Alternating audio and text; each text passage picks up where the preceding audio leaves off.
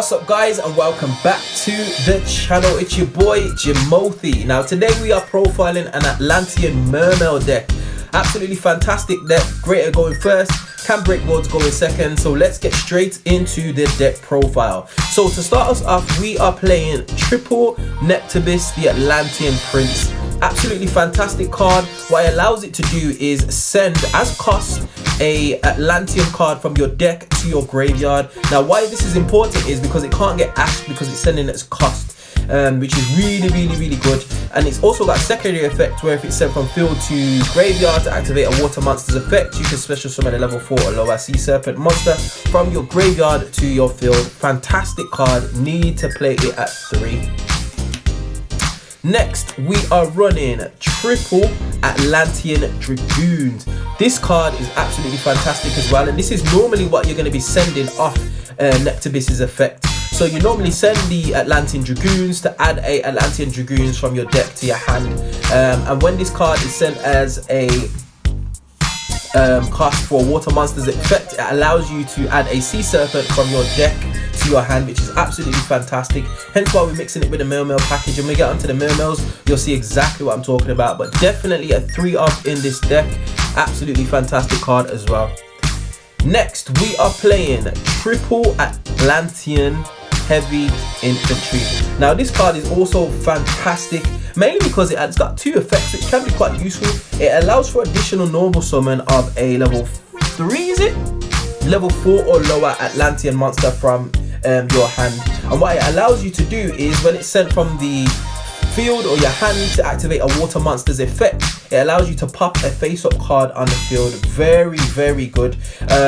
Normally, because it's such a disguised way of playing, normally you can just pop a card on the field and people aren't aware of it. I really do value this card, hence why I play it at 3. Helps to deal with some face-up floodgates that are on the field, and it can also allow you to obviously pop off with your play. So fantastic card, that's why I play it at 3. You can get away with it at 2, but I value it at 3.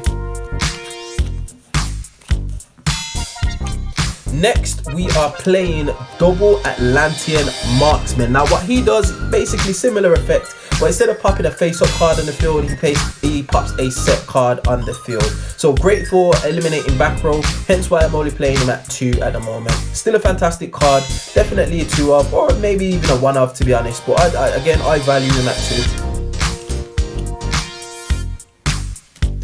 Next, we are on to our Mermail package. So we are playing triple Abyss Megalo.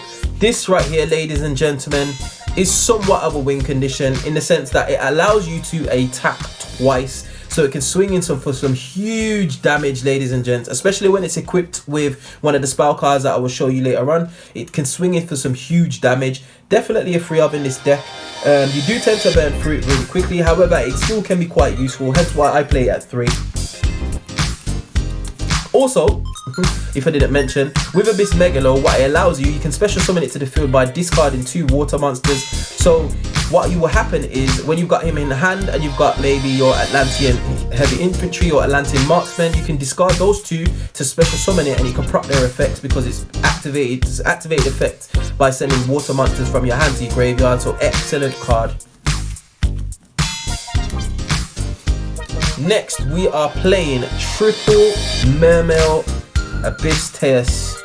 Now what Mermail Abyss does, similar summoning mechanic as Abyss Megalo, but instead of discarding 2 water monsters, it allows you to discard 1 and you can special summon it to the field.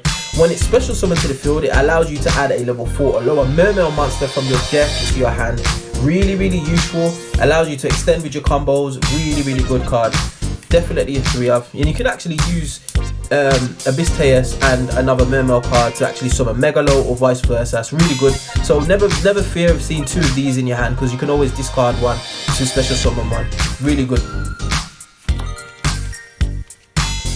Next, for the 2-of, we are playing 2 Mermail Abyss Spike. Now this card is fantastic. So when this card is special summoned, you can discard 1 water monster to the graveyard and add 1 level 3 monster from your deck to your hand, which is absolutely fantastic. Really useful because it allows you to pick some of the other Mermail monsters straight out of your deck and get them to your hand, depending on the situation and depending on what you need. So I do value him at 2. Next, for the one-offs mermails, we are playing one Mermail Abyss Gund. So if this card is discarded to the graveyard, you can target one Mermail monster in your graveyard except Mermail Abyss Gund and special summon that target. So again, if you've got this in hand and you've got double Abyss Teus, for example, you can special summon Abyss Teus by discarding Abyss Teus, and then you can activate this by discarding it with, I don't know, another Abyss Megalo or something like that, which allows you to special summon Abyss Teus back from your graveyard. So you've got two monsters on field, two level 7s, and that is really important when we go through the extra deck. So very, very good card. I only play it at one. Don't really want to see too many of these, but again, really useful. Next, we have Mermail Abyss Manda. Now what he does, he allows you to set up for synchro plays basically. So what he does is when he's in the graveyard, he allows you to banish this from the graveyard to target monsters on the field or target monsters on the field and increase their levels by either 1 or 2. It's literally there just for the synchro plays that we use in this deck, because we do synchro summon in this deck, which is really, really good. Next, we are playing one Mermail Abyss Healed. So if this card is sent from the field to the graveyard, you can special summon one Mermail monster from your graveyard except itself, which is really, really good. So again, if you've got Abyss Megalo in the graveyard, you can special summon it. You can special summon Abyss Teus. You can even special summon Abyss Gund, which is really, really good.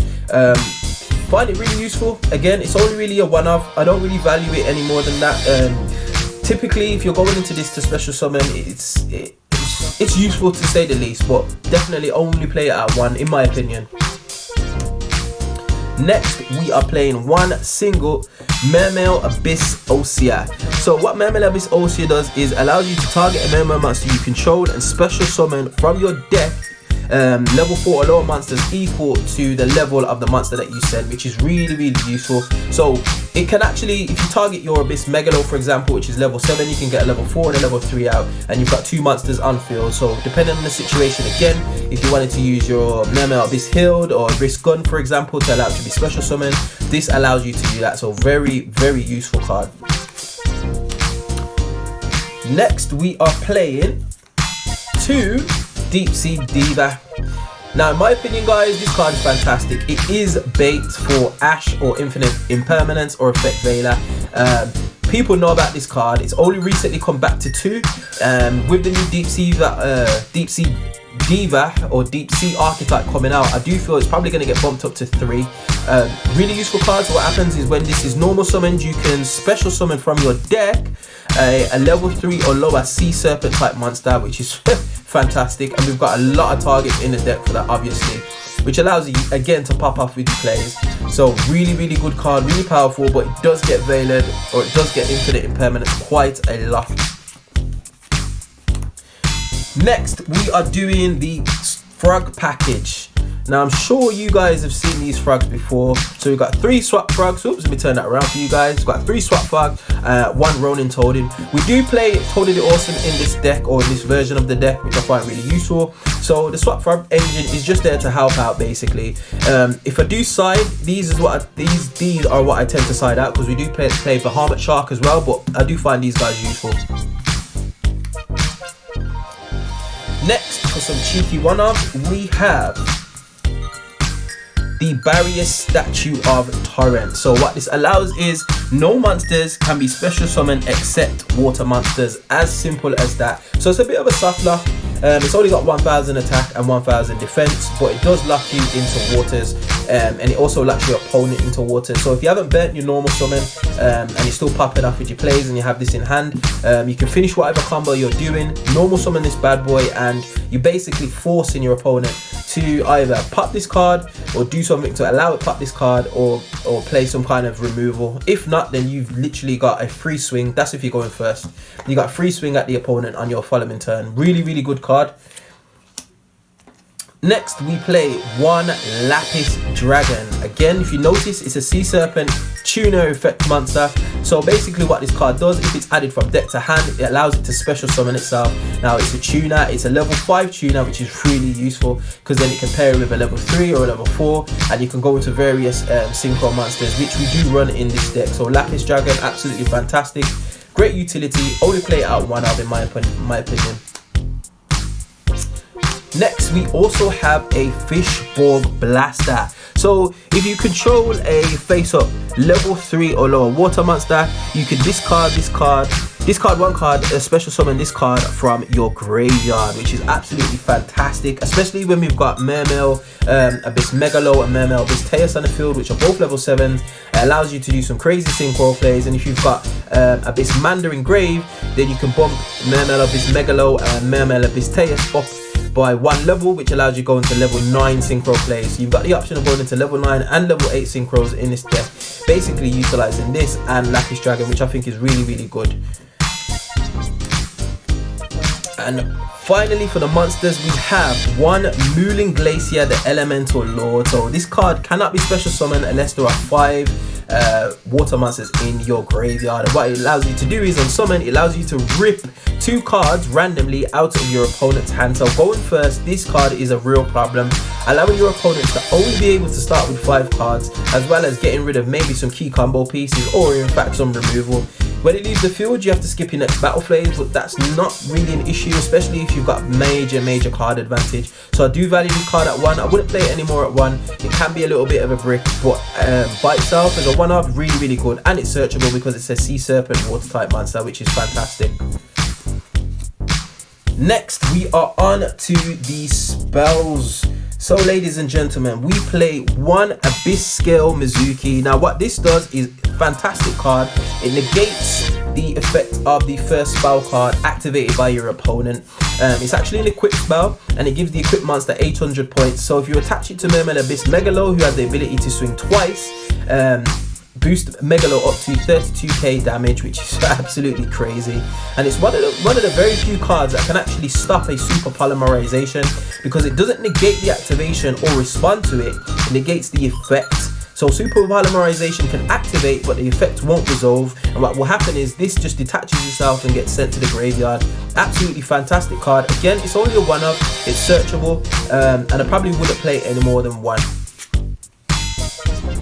Next, we have Abyss Scale of Cetus. Similar effect, doesn't give quite as large of a boost, but what this does, it negates the first trap that's activated, and you can actually attach 2 of these to 1 monster, which is absolutely crazy. So again, if you attach it to Megalo, he can swing for some huge damage twice, whilst being able to negate the first trap and the first spell card that activates in your opponent. So say goodbye to Evenly Matched, ladies and gentlemen, because this will just swallow it up. Fantastic card, hence why I've played it, because Evenly Matched seems to be a bit ripened in this meta. So I do value card like Abyss Scale of Cetus. Next, we are playing 2 Moray of Greed. Now this is a little bit of a mulligan. It can fix your bad hand if you've got 2 water monsters or 2 water monsters in your hand that you don't necessarily want for your combo, and you want to draw into some more combo pieces. So what it allows you to do is shuffle 2 cards into your deck and draw 3 cards. Fantastic card. The cards have to be water cards though, so it's actually a 0 in terms of card economy. However, it does allow you to fix your hands and allow you to pop off with some plays, because you can actually come up with some awkward hands, funnily enough, but this allows you to fix it. So I do play it at 2. Like, I do want to see it, but at the same time, if I don't see it, I'm okay. So hence why I play it at 2. Definitely not a 3-of, because it can brick your hands. Next, we play 1 Sea Lord Amulet. Now, I don't really see many people playing this. I'll kind of just put it in as a bit of a cheeky tech. So what happens is you can send this card to the graveyard during your opponent's second phase. So whilst it's on the field, water monsters you control cannot be destroyed by your opponent's card effects. So no destruction effects, no Raigeki, no lightning storm, and it stays on the field for a couple of turns, which is really useful. So I do value it. It hasn't come up a lot. I only play it at 1-of because I don't want it to break my hand, but it can be very useful. So 1 Sea Lord Amulet. Again, this is a bit of a flex spot, so you can change this for whatever you wanted. Next, we are running 1 Foolish Burial. Very simple. Send a card from your deck to your graveyard. Depending on what you want in the graveyard, you can actually send Fishborg Launcher, which can be really useful. So yeah.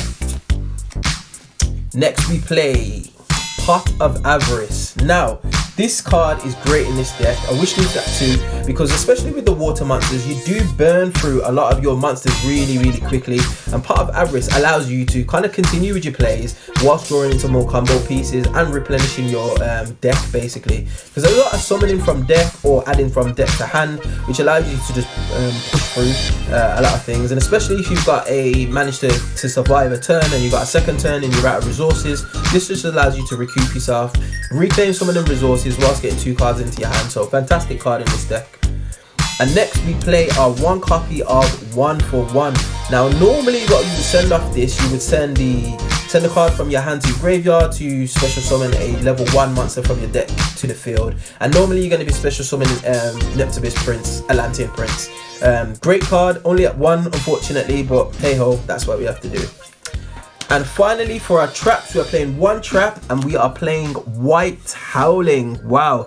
Now I don't see many people playing this. So if you control a water monster, target 1 spell in your opponent's graveyard, and if you do, for the rest of the turn, negate all spells effects on your opponent's field. So hello Mystic Mine, goodbye Mystic Mine. Hence why I'm playing this. Mystic Mine is a bit of a problem. A lot of people are running it in their decks, and this just enables you to make plays basically, especially if you're on the mine. I played against my friend who likes to run a few burn decks, and it really frustrated me when I played against him. So I thought to myself, I need to kind of out for that. And then when I discovered this, I was like, okay, White Howling definitely in this deck. Only a 1-of, like I said, it's the only trap that we play in this deck, so very useful. Next we are on to the extra deck, ladies and gentlemen. So we're playing 1 Mermail Abyssalacia. Fantastic card. It allows you a dump as an effect, which gets you to activate your water monster effects by being sent to the graveyard. Excellent card. It floats. You can attach Abyss Scale Mizuki to it or Cetus to it. It's a fantastic card. I'm probably thinking about bumping this up to 2, although once I've gone into the first one, I don't tend to go into another one, so I do need some more play testing. Yeah. Next we're playing double Miss Starboy. This is just simply for the attack boost and the recovery. It's not too bad. It boosts water monsters by 500 on the field. It only requires 2 monsters. I normally use it for the link arrows. Very generic, easy to go into, helps out the deck. Next we are playing 1 White Aura Whale. When this card is summoned, Raigeki, boom. It allows you to do piercing battle damage, and it allows to recover itself when it's sent to the graveyard by banishing a fish monster. And if it does, it turns into a tuna, which is fantastic. Really useful card. I only run it at 1 because of its recursion. And if you are going into this, you are looking to attack for game because it does wipe monsters off the field, and it allows you to attack twice into monsters, which is just fantastic. So yeah, definitely. Next we are playing 1 Trish. You guys know what Trish does. I will take that, I will take that, I will take that randomly. See you later cards. Fantastic card. Very useful, again level 9, and I've already kind of spoke about the level 9. So especially with Abyss Manda, depending on what you got field, you can boost your monsters by 1 or 2, depending on whether you want to go into this or you want to go into the White Aura Whale. Fantastic. We also play 1 Bryonic Dragon of the Ice Barrier. Very useful card. Similar to the other cards, it's just another synchro option, a bit of utility. It's only a level 6, so you can make it with just a level 2, level 3s, or whatever you've got on board. Really useful. Next we play Bahamut Shark and Totally Awesome. Now I'm actually going to bump these up to 2, or at least have another Totally Awesome in deck, because I am playing the Swap Frag engine, but I'm just waiting for my other Totally Awesome to be delivered. Please don't at me for the gold rare, please. It's the only one I could get my hands on, but yeah. So basically what you do for the basic combo is you bring out Bahamut Shark, detach a material, allows you to special summon a rank 3 or lower, like rank 4 or lower, from your extra deck, and you special out Totally Awesome. And this card is fantastic. Omni Negate, which allows you to set the card on your own field. What more can I say about that? And especially with the Frog engine, it allows some recursion when it gets sent to the graveyard. So really good cards. Again, I'm going to bump Totally up to 2. Next, we're playing Mermail Abyss Gaios. Now, this is a skill drain for, let me just check real quick. level 5 or higher monsters. Literally as simple as that. Monsters that have an attack lower than this card can't attack, so fantastic card. Had to just double check that. It takes 2 level 7 monsters. This deck is really good at going into level 7s, especially with Abyss Teus and Abyss Megalo. Just the ability to go into level 7s is fantastic. Next we have Big Eye. Yes, Big Eye. This card is going to see some major recursion with Master Roll 5 or the new Master Roll. So what this card allows you to do is detach the material and take one of your opponent's face-up monsters. So it's basically mind control, but in a monster card form. Really, really good card. Can't attack when it activates its effect, which isn't a problem, because if you take one of the problem monsters, you can just do whatever with it. So fantastic card. We also play one Red Eyes Flare Metal Dragon. So what this allows you to do, I'm not playing any Red Eyes monsters in this deck, but basically if it's got XYZ materials, it burns your opponent for 500 each time they activate a card or effect. So it can be really good in time if you can get into it, and it can be really good at one of your starting plays, especially if you've got Abyss Scale Torrent on field, not Abyss Scale Torrent, Barrier Statue of the Torrent. So it allows them to kind of like activate effects to try and get Torrent off field, which then activate Red Eyes Flare Metal Dragon's effects to burn for 500 each time they activate an effect. Really, really good card. And finally, we play one Beauregard Dragon. Now, this should be Beauregard Dragon. I don't actually know where Beauregard Dragon's gone at the moment, so I put Beauregard in here. But what's good about Beauregard is it allows you to, it can't be destroyed by card effects, and obviously it can change some monsters into face-up defense position. Really, really useful card. Can be difficult to get rid of at times, especially if it's accompanied by some of the other monsters that we've got in this deck. Now, before we finish the deck profile, I just wanted to honorary mention, I've got playing 3 Gameciel the Sea Turtle Kaiju as well. Now, this is more or less in my side deck. My side deck for this deck isn't quite complete as yet, because I'm still trying to figure out what the meta is like at my locals. I'm not quite comfortable taking this to anything else at the moment, but especially at my locals, it's a bit of a mishmash of everything, as I said previously. But Gameciel just gets rid of problem monsters, as simple as that really. It's got low enough attack that you can attack over it, especially with Abyss Megalo, so yeah, really, really useful. So ladies and gents, that is the end of the deck profile. You notice with my extra deck there are a few flex spots, but that's kind of like, the deck is still kind of developing, and I will do an updated Atlantean deck once I've done a little bit more testing. But anyway, ladies and gents, I hope you enjoyed the deck profile. If you did, please leave a thumbs up, and I will catch you guys on the next one. Peace.